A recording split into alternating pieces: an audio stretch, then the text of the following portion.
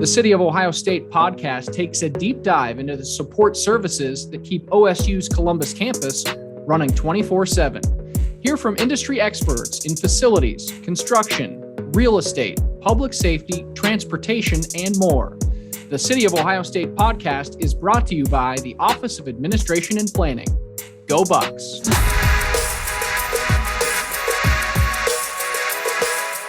Hello and welcome to the City of Ohio State podcast. I'm your host, Dan Hedman.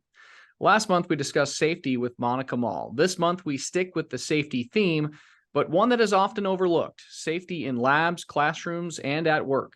Tina Bogac is the Director of Environmental Health and Safety. Tina, thanks for being with us. Sure, Dan. Thanks for inviting me. Of course. EHS has a staff of 40 responsible for maintaining a safe and healthy work environment for everyone on campus. This includes overseeing health and safety compliance at all Ohio State campuses. Can you expand on the full scope of work your team does and why it's so important? Sure.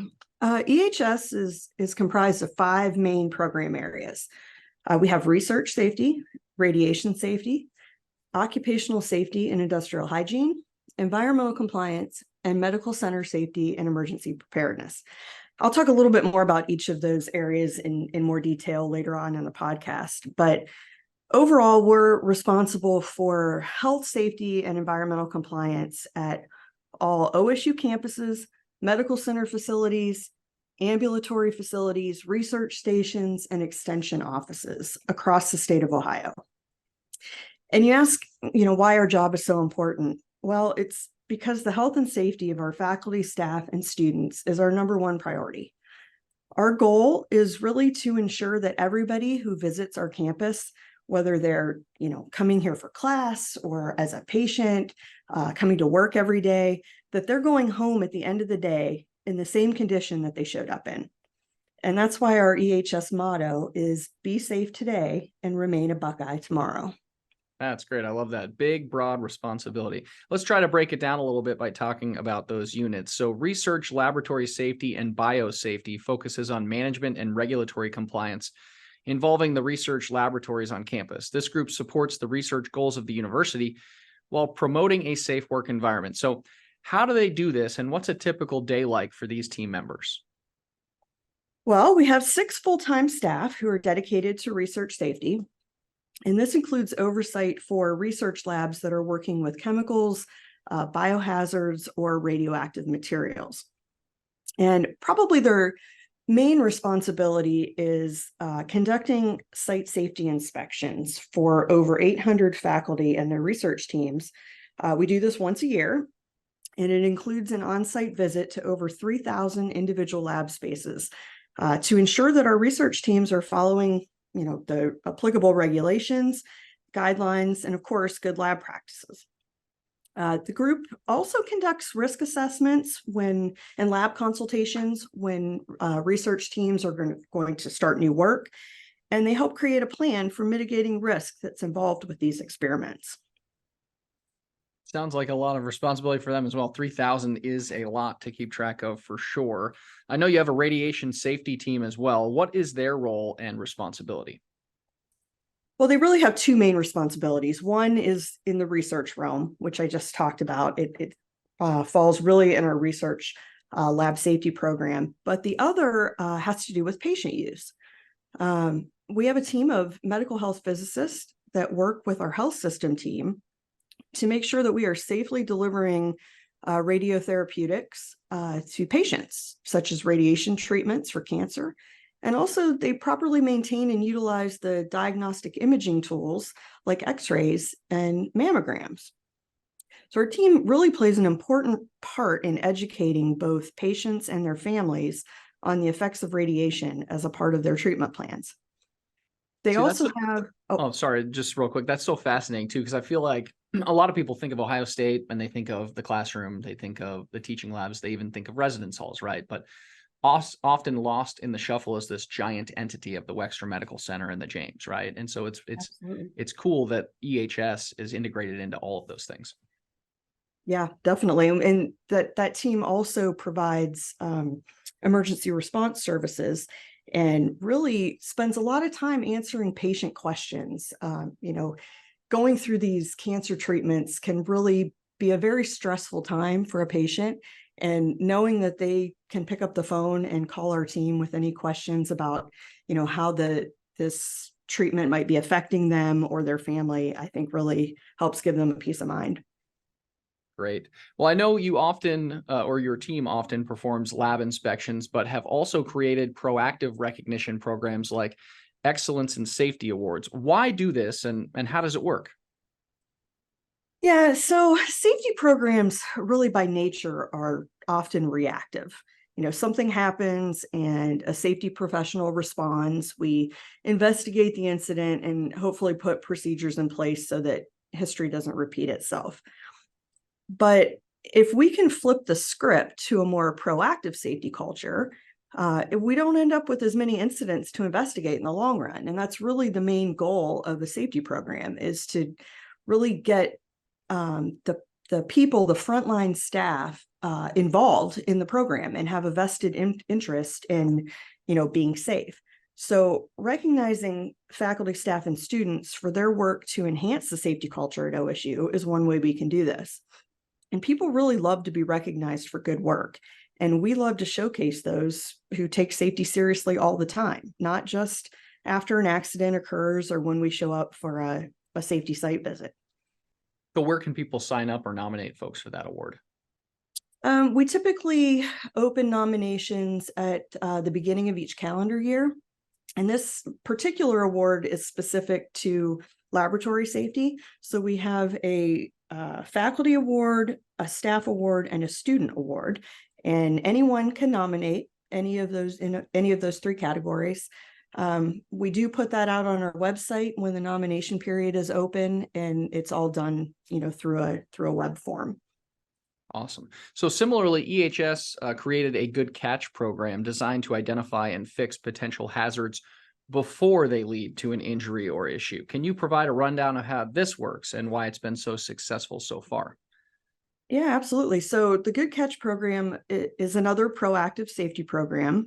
We implemented this in 2021. The program really gives our campus students, faculty, and staff, and even visitors, a way to report issues on campus that they feel might pose a hazard to others.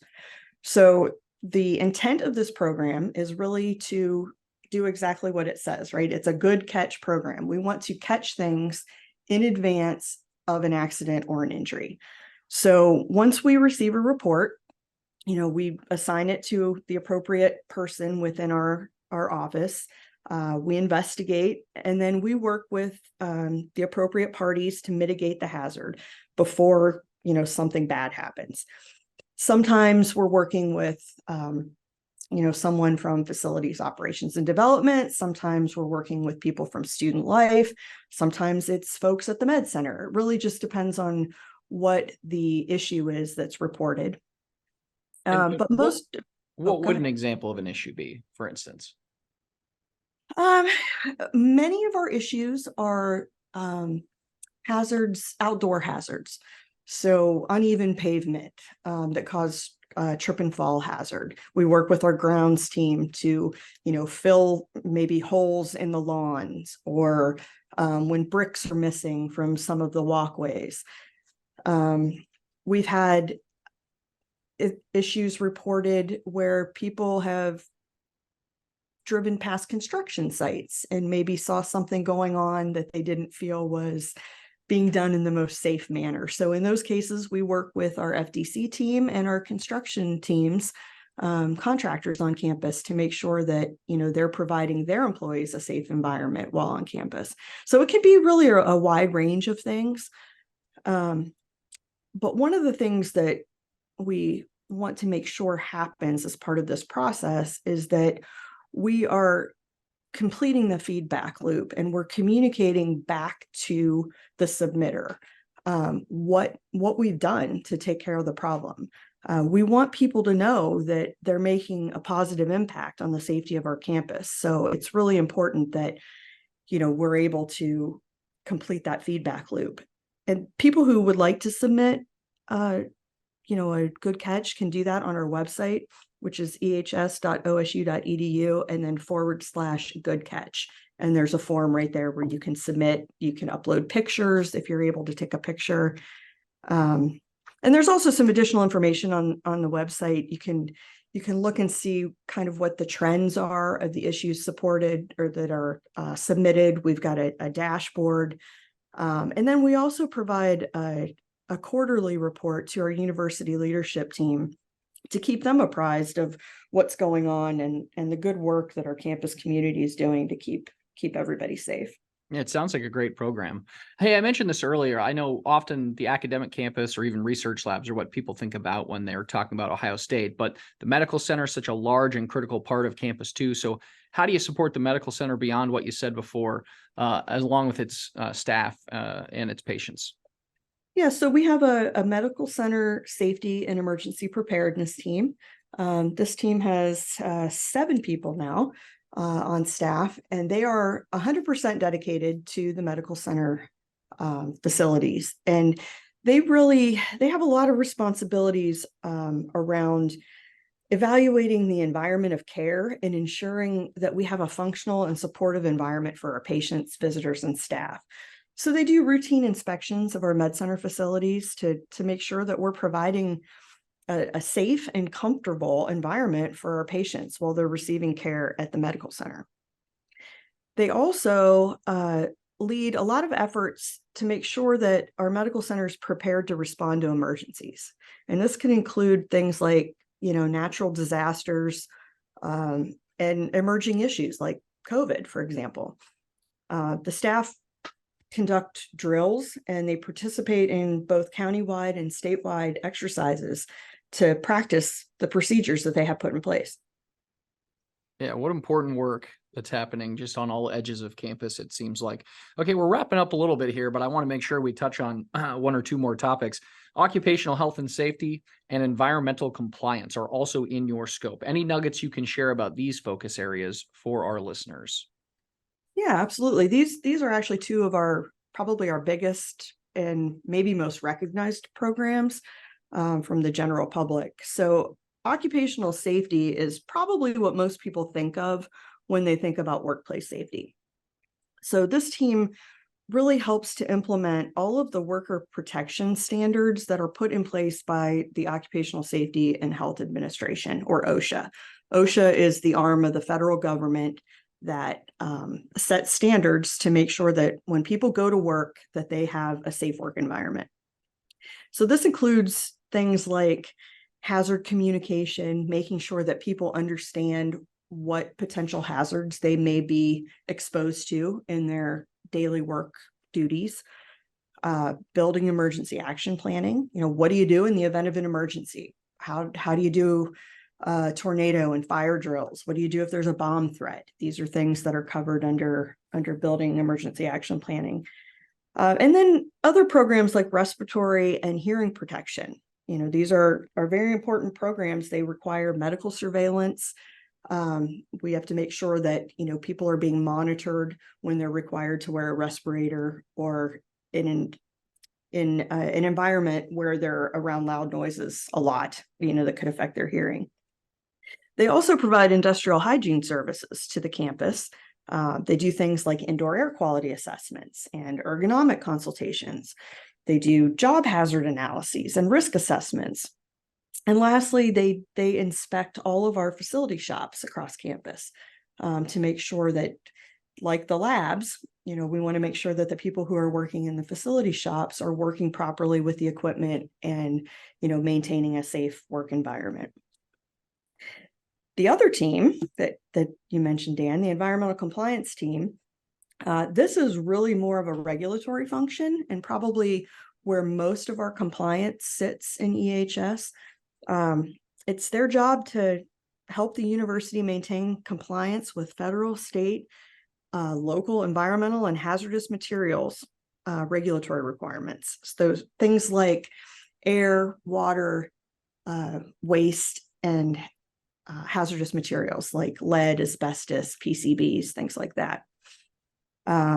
We maintain the university's air emission permits, stormwater plans, We are the liaison to the Ohio EPA, the Army Corps of Engineers, different organizations, regulatory organizations like that cover these environmental compliance rules.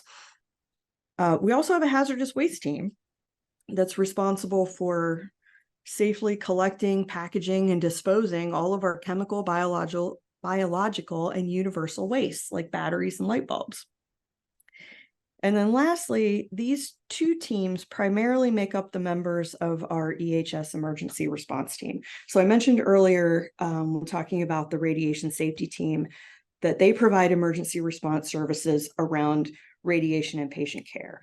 The main EHS emergency response team responds to things like chemical spills, biological or radiological spills that might occur on the OSU campus.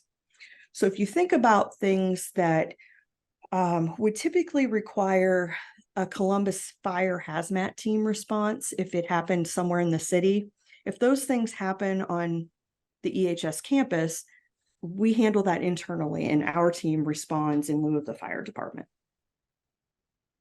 I'll tell you what, Tina, a lot of important work that I feel like sometimes just gets overlooked, but I really appreciate you joining us and pulling the curtain back on this work that EHS performs. Thanks, Dan. Appreciate the invite. And if anybody has any questions about what we do, please feel free to reach out or visit our website.